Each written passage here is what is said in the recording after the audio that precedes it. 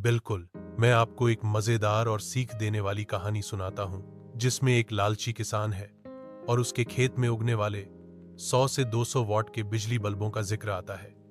कहानी दिलचस्प और प्रतीकात्मक होगी, ताकि आप उसका मजा भी ले सकें और उसमें से एक शिक्षा भी मिले।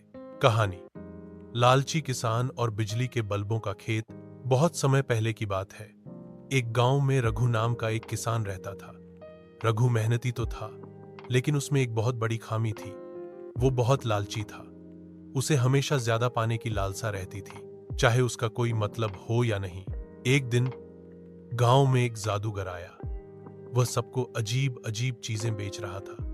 जब रघु उसके पास गया तो जादूगर ने कहा, ये लो ये जादुई बीज, इसे अपने खेत में बो दो और तुम्हारे खेत में 100 वॉट से लेकर 200 वॉट तक के बिजली के बल्ब उगेंगे। जितनी ज्यादा मेहनत करोगे, उतने ज्यादा वॉट के बल्ब उगेंगे। रघु की आंखें चमक उठीं। उसने तुरंत सारे बीज खरीद लिए और उन्हें अपने खेत में बो दिया। कुछ ही दिनों में उसके खेत में छोटे छोटे बल्ब उगने लगे। 100 वॉट, 120 वॉट, 150 वॉट, कुछ तो 200 वॉट तक पहुंच गए। गांव के लोग हैरान थे। वे पूछते, रघु भाई, इतने वॉट के बल्ब क्या करोगे?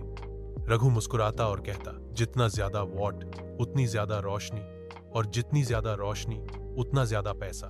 वह बाजार में बल्ब बेचता और खूब पैसा कमाता। लेकिन रघु की लालच बढ़ती गई।